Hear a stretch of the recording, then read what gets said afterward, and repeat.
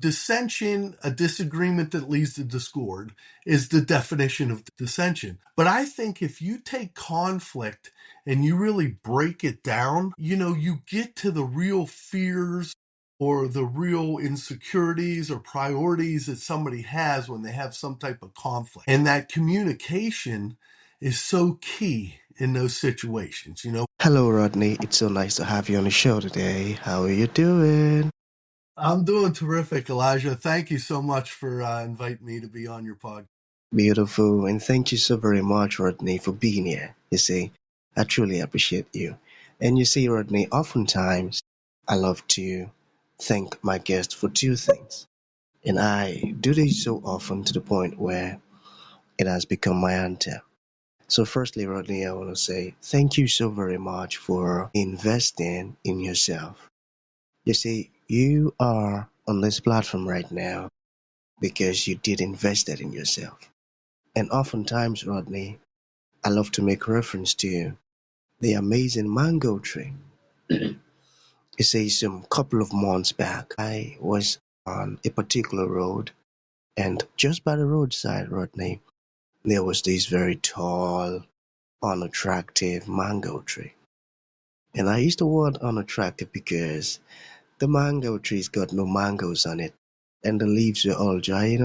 So I just walked past it and I went my way. But you see, Rodney, just recently I was on that same road, and this time around, a lot's changed about the mango tree. The mango tree caught my attention pretty good from a distance, and immediately I got the urge to move so close to it, of which I did, and it wowed me. Because now the mango tree's got a lot of mangoes on it, beautiful green leaves and healthy branches. And not just mangoes now, Rodney, I'm talking about ripe mangoes. It was such a lovely experience that day, and I was so excited. Here is my point. The fact that you dedicated your time, energy, and resources to becoming the amazing Rodney that you are today, that alone has made it impossible for me to skip you. And that's why you got the request from me to be on the show, because I was attracted to the fruit of all that you're doing, your philosophies, your insight, the impact your work is having, and how you are offering your solutions. Rodney, these stuffs are beautiful. And just before I sent you that request, my man, I said to myself, I've got to benefit from these beautiful things Rodney is doing. And not only me now, because I don't want to be selfish, and even with the audience. And here we are today with the amazing Rodney. So thank you so very much for doing that to yourself. And secondly, Thank you. thank you for saying yes to the invite. Because if you had said nope, there was nothing Elisha could do about it. Thanks so much, my man. Well, thanks for inviting me, Elijah. I very much appreciate it. And thank you for sharing that mango story. It is interesting, the mango tree, right? Because of the fact that it is kind of gnarly and, all over the place, and it doesn't really look like a beautiful tree. But when, like you said, you peel the onion back and you get closer, it is very gorgeous, right? So I really appreciate you sharing. Thanks, man. And that's so true. So let's get started. You see, Rodney, I am quite excited to have you on the show today for some reasons. Firstly, my interest in knowledge seeking. I believe in order for one to transition from a terrible situation to that of a beautiful one, Rodney, I believe it takes the application of knowledge, quality information, and not just knowledge alone, but the application of it. And you see, my man, ever since I discovered that light in the Hebrew means knowledge and darkness ignorance, I've been so keen to knowledge seeking. Why? Because I do not want to remain in the dark. So that's going to make our conversation today very important to me and even to the listeners. And the second reason why I'm excited to have the incredible Rodney on the show is for the sake of the audience. You see, my man, we live in an age where information is as abundant as grains of sand. We've got lots of informations flying out there. So those folks trust me for quality, eye-opening, and very important information, of which I am totally convinced, Rodney, that our conversation is going to be insightful and impactful. So, for that reason, my man, let's get started with your introduction. Talk to us about your personal or your professional journey, because right now we are so curious. We want to know how Rodney got here. Then, afterwards, I've gotten some beautiful questions for you. Okay, Rodney, over to Sounds you. good. Yes. So I'm Rodney Phillips. I'm born and raised in Pittsburgh, Pennsylvania. I've lived here my whole life. My career is in pharmaceuticals, in specifically oncology. So I've developed a long-standing career over 20 years in that. And then also I've been kind of a mentor and coach to a lot of youth, not only in our community, but a couple neighboring communities where I've coached football, boys lacrosse, and girls lacrosse for well over 20 years. And that is very inspirational to me. My MBA is in leadership management. And basically, I love leading and helping young people to inspire. Some of the different things that I would tell the youth athletes is be coachable. If you're coachable, then you're employable, right? So if I'm giving you feedback on technique or footwork or hip turn or whatever it may be, listen, right? And be coachable because I'm telling you that because I want you to be better, right? Not just, words coming out of my mouth, right? And the other thing that I've kind of strived for is feedback to me is a gift, whether it's positive or negative. Somebody has taken the time to give you feedback, and you need to take that feedback and then adjust to it, right?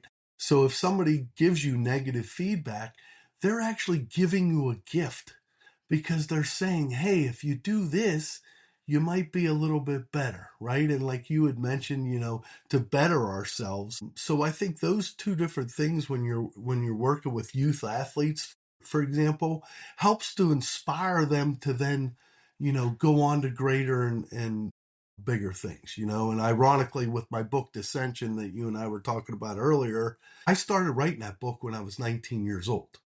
It sat in my file Wow. cabinet for 37 years. Yeah. So in notebooks and these postcard things that I had.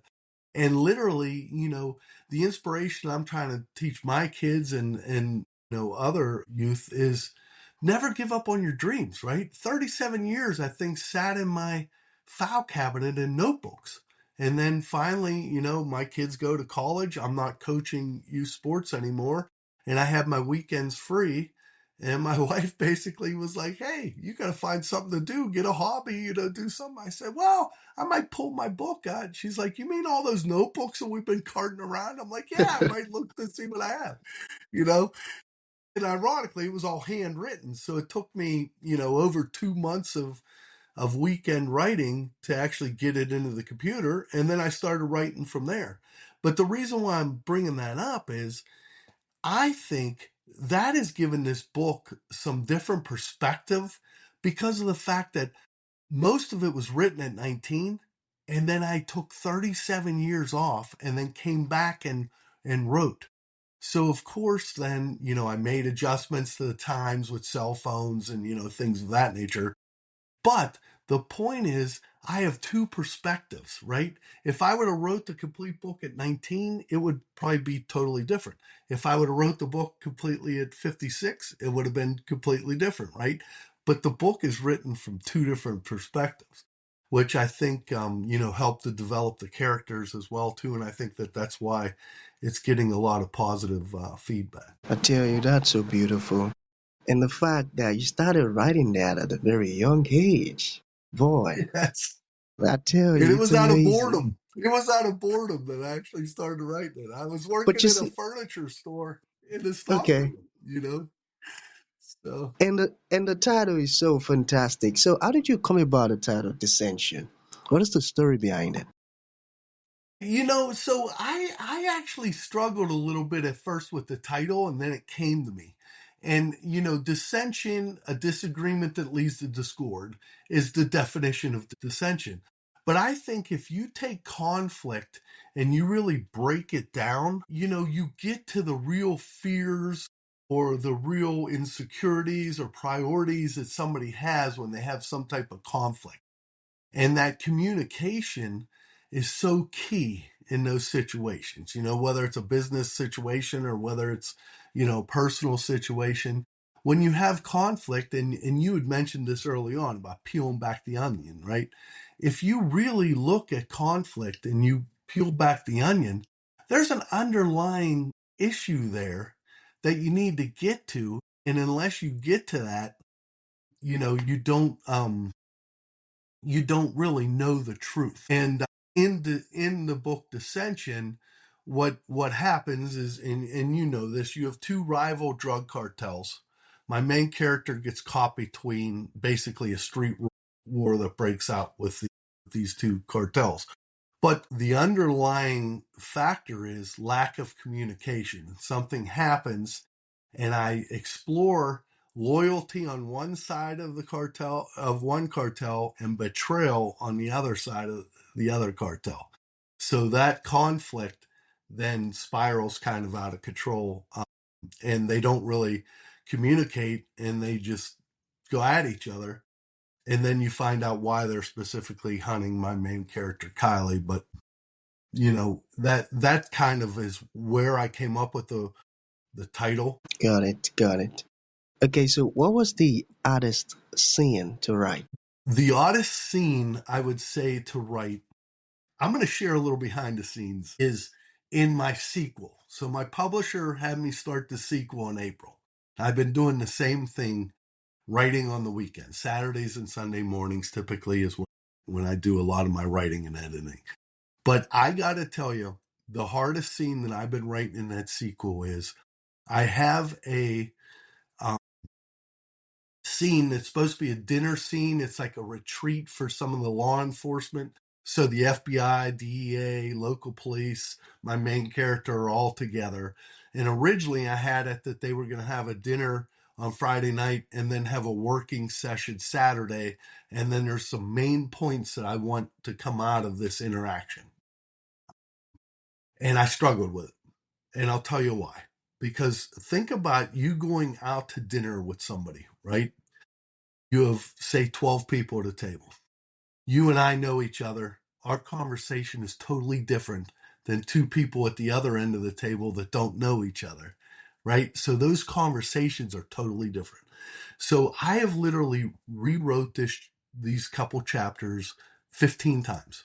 I moved characters around, you know, place two was sitting next to each other, and I had all these diagrams and then rewrote what their dialogue was and things of that nature.